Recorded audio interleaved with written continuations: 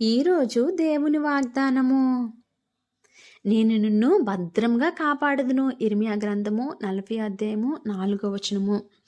దేవుడంట, యెహోవా నా కాపరి, నాకు లేమి కలుగదు.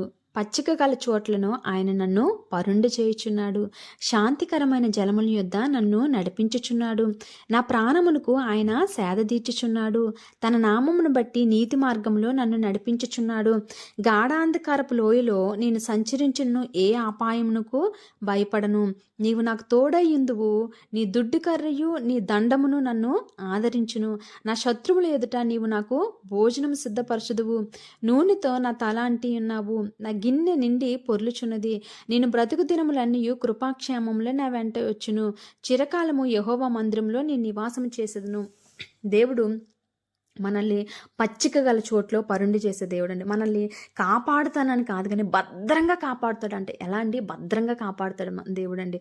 అందుకే పరిస్థితులు చూసి భయపడవలసిన అవసరం లేదు. నా దేవుడు నాకు సహాయం చేయగలన గొప్ప దేవుడు. ఆయన మన పరిస్థితి ఎలా అంటే, మధ్యాహ్నం అందైనా ఆయన కాపాడగలడు, రాత్రి సమయంలోనే కాపాడగలడు. ఏ సమయంలో అయినా దేవా అని పిలిస్తే ఆయన పలికే దేవుడు అండి. అందుకే సమయాన్ని చూసి పరిస్థితులు చూసి భయపడవలసిన అవసరం లేదు, కానీ దేవుని యొక్క వాక్యం మీద, దేవుని మీద విశ్వాసంతో మనం ఎప్పుడైతే ఉంటామో అప్పుడు దేవుడు మన పట్ల ఆయనకున్న ప్రతి ప్రణాళికను కూడా నెరవేరుస్తాడండి. అటువంటి ఆలోచన, అటువంటి తలంపులు మనందరము కలిగి ఉండాలని దేవుడి కొద్ది మాటలు దీవించును గాక.